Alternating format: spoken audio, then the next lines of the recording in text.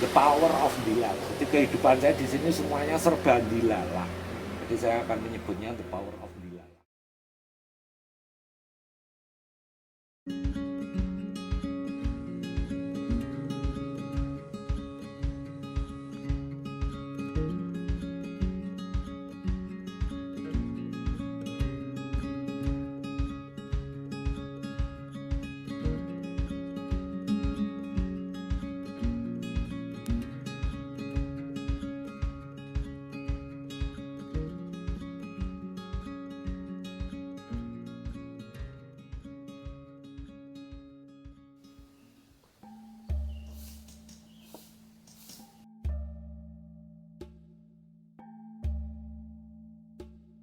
Saya Hari Jaran, saya dipanggil Hari Jaran karena waktu muda saya habiskan untuk berpetualang. Nah, ketika saya berpetualang itu, saya tuh orang yang nggak pernah merasa capek ya. Jadi teman-teman bilang randebudel itu kayak jaran. Dan kebetulan waktu ketika saya bertualang dulu, saya selalu pakai Mitsubishi kuda, makanya terus dipanggil Hari Jaran. Ternyata dari semua hobi yang saya lakukan di alam, ada rafting, ada mountaineering, ada turun ke gua, para layang, dunia off-road, semuanya itu hanya mengarahkan mengenai siapa sebetulnya saya. Jadi dari awal berpetualang itu saya dapat banyak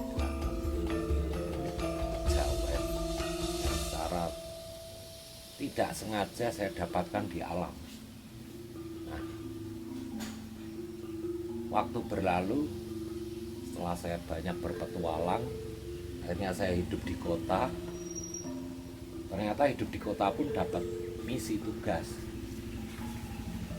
dari para leluhur untuk menunjukkan sesuatu tentang Jawa yang asli. Aslinya Jawa itu kayak ngopo. Orang Jawa itu enggak primitif, enggak bodoh. Orang Jawa itu penuh dengan kecerdasan, penuh dengan ketelitian, detailing. Nah, dari situlah saya memulai membuat suatu pameran seni yang akan mengarahkan ke apa yang terjadi di kehidupan sekarang ini. Dan ternyata pameran tunggal saya yang saya beri judul Angin Jawa itulah semua gambaran jelas ada di dalam pameran saya itu. Dan kemudian setelah pameran selesai, ketika saya ditanya wartawan, setelah pameran ini Anda akan membuat apa? Nah, waktu itu saya hanya menjawab spontan aja, saya mau bikin galeri di Merapi. Dan ketika itu saya wujudkan, saya tanya sama Eyang-Eyang, kamu juga harus tinggal di sini. Waktu itu saya belum tahu misi apa yang saya emban berikutnya. Saya ngikutin aja, saya ikutin aja. Padahal waktu itu modal juga nggak ada, ya asal aja. Yang penting ambil pasir dari Merapi, pasir dari Parangkusumo, saya satukan di sini. Saya bilang, Eyang, kalau yang mengendaki saya di sini, ya udah semuanya juga dicukupin. Nah, dan ternyata ada kejadian unik ya ketika saya bikin kafe dan rumah di sini, yaitu setiap hari Jumat saya sowan sama Eyang-Eyang, saya bilang, ya hari Sabtu sudah bayaran tukang ya, saatnya membayar tukang. Nah, saat itu sudah pasti yang bilang tunggu 1 jam.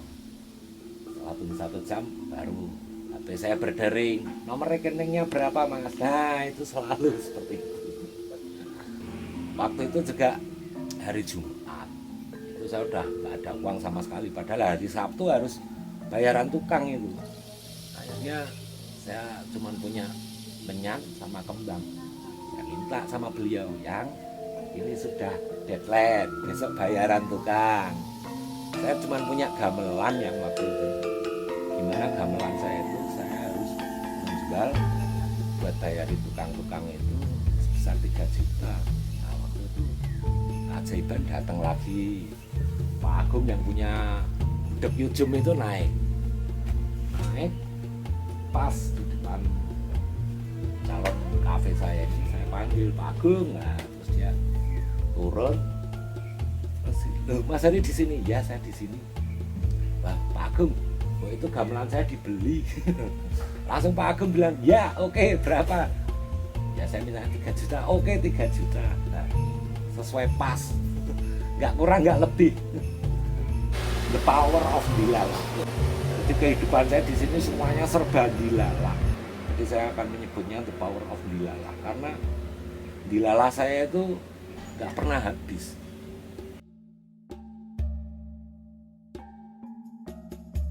Saya sama sekali nggak ada background seniman sama sekali. Bahkan itu sempat membuat teman-teman off-road juga pada heran. Kok tiba-tiba di tahun 2013 saya tuh pengen mencipta sesuatu, banyak mencipta. Yaitu diawali setelah serat kekancingan saya, leluhur saya ketemu di tahun 2012.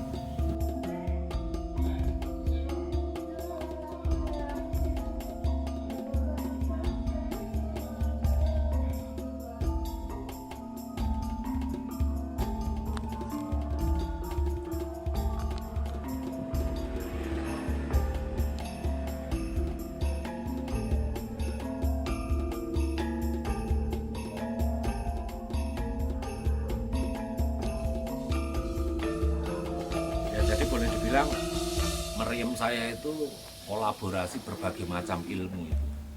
Mau dari ilmu bahan, ilmu metalurgi, ilmu seni, ilmu elektronik, bahkan ilmu kedokteran. Karena yang saya mainkan itu kan gelombang otak ya, gelombang otak yang di bawah gelombang alfa. Jadi kalau di kedokteran itu ada 5 gelombang, ada gelombang delta, gelombang theta, gelombang alfa, gelombang beta, dengan gelombang gamma. Nah otomatis kan dari meriam saya itu mengkolaborasi berbagai macam ilmu masuk di situ. Nah sekarang kalau dibilang orang Jawa itu primitif, kalau primitif masa saya mengenal ilmu kedokteran otak, di mana ada berbagai macam gelombang yang bisa mempengaruhi tingkat kehidupan manusia. Dari segi ilmu artistiknya, maka itu nggak masuk semua di sini dalam meriam saya itu, baik dari bentuk, baik dari cara mengecatnya. Nah, waktu saya ngecat itu aja ada cerita unik ini. Jadi waktu itu saya pengen membuat seakan-akan meriam saya ini kuno. Otomatis saya harus ngecatnya pakai warna karat. Waktu itu saya ke toko Lancar yang paling modern komputernya. Saya cuma bilang, Mbak, saya mau minta warna karat. Terus saya jelaskan lagi, karat itu ada 3 macam loh Mbak. Ada karat yang baru muncul, karat baru berkembang, dan karat yang sudah tua. Saya pengen minta karat yang sudah tua. Terus Mbaknya bilang, wah nggak bisa ini Mas. Ini harus diinput warna apa dulu. Loh, mesin Anda kan canggih. Harusnya tinggal klik tulis karat lama sudah langsung keluar, itu baru mesin modern. Ternyata pihak toko bilang saya nggak sanggup. Ya udah, karena itu saya udah ganti toko lagi, mereka nggak sanggup bikin karat lama. Ya udah, akhirnya Mbak saya coba bikin semua, beli semua warna. Setelah saya beli semua warna, nah saya meditasi. Saya cuman, Gusti, kula nyuwun warna karat. Saya tutup mata, plek nyampur sendiri. Setelah udah jadi 1 ember itu saya melek, saya aduk, saya tuang ke spet, set loh jadi warna. Berarti mesin bikinan manusia sama mesin otak saya lebih canggih otak saya loh. Itu karena saya bikinnya langsung, itu nggak perlu pakai ngoplos sana ngoplos ini. Saya ngoplosnya tuh merem semedi. Itu saya semprotkan di meriam saya jadi karat tua. Nah itu kan membuktikan bahwa secanggih-canggihnya mesin bikinan manusia masih canggih mesin bikinan Gusti. Nah, dari situ meriam saya itu juga ada unsur elektroniknya, karena itu harus menghasilkan gelombang otak, dan karena buat pameran harus menghasilkan dentuman. Nah dentumannya itu yang saya sampai buka sayembara sama para teknisi saya. tolong nih saya mau pameran. Selama seminggu ini ada yang enggak yang bisa menyelesaikan elektroniknya. Kalau bisa tak kasih hadiah Harley saya bilang gitu. Dan ternyata nggak ada yang disanggup. Akhirnya saya ya udah ini karena bikinan saya harus saya sendiri sing membuat rangkaian elektroniknya. Padahal saya udah lama nggak pegang solder. Karena saya tuh pegang solder itu kelas 3 SD ya dulu pegang solder. Terpaksa itu saya bikin subwoofernya, bikin macam-macam. Jadi di meriam saya itu ada 18 speaker. 4 diantaranya ada subwoofernya yang menghasilkan gelombang rendah. Dan akhirnya sukses, bisa meledak berdentum.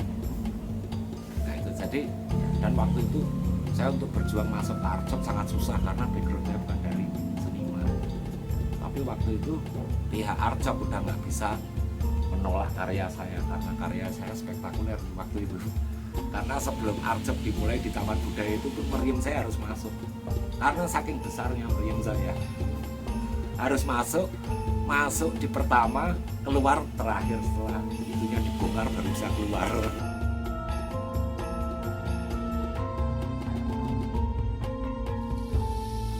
Wah sangat jauh beda ya yang dulu. Jadi boleh dibilang orang hidup itu kan mencari sesuatu yang namanya kesuksesan.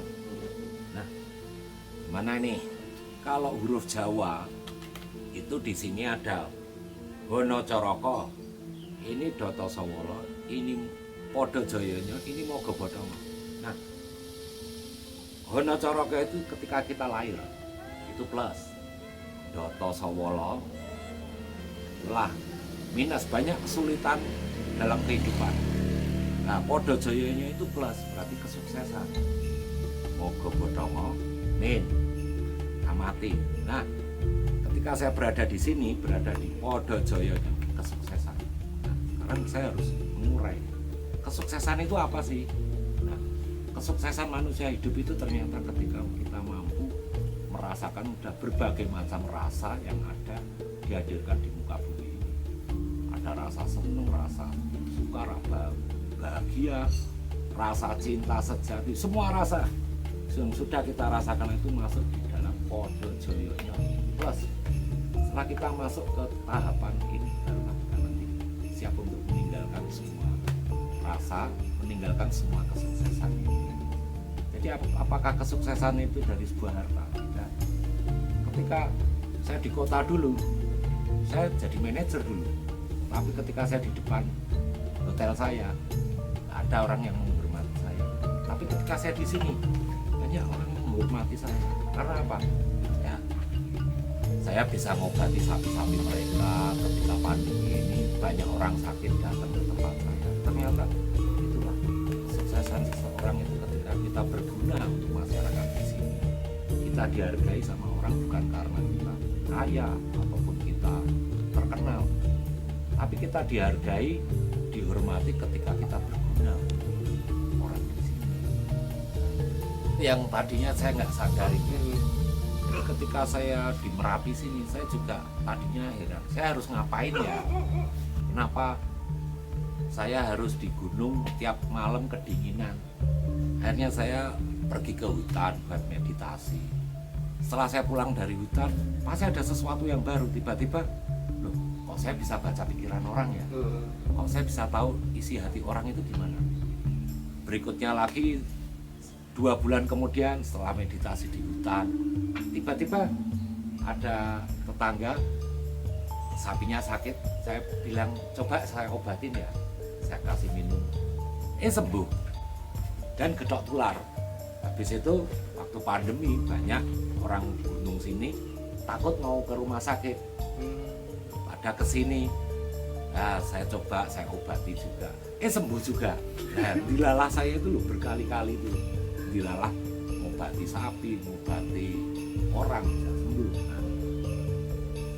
Nah, mami niki kali stop, ngono ya. Stop, ben cepet lemu, sehat terus. Waktu itu saya baru menyadari, oh iya, gunung itu adalah kaki kayangan. Berarti kalau saya tinggal di kaki kayangan, ya otomatis ketika saya mengakses para Batara, para dewa ya gampang.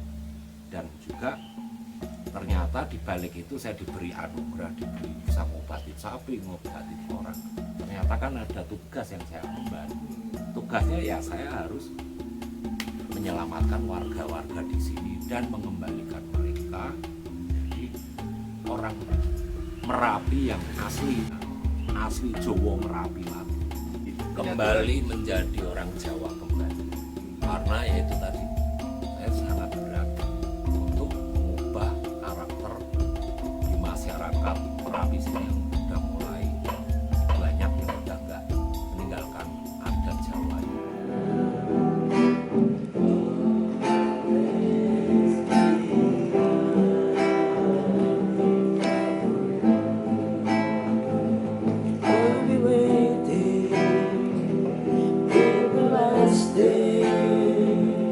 Like a sign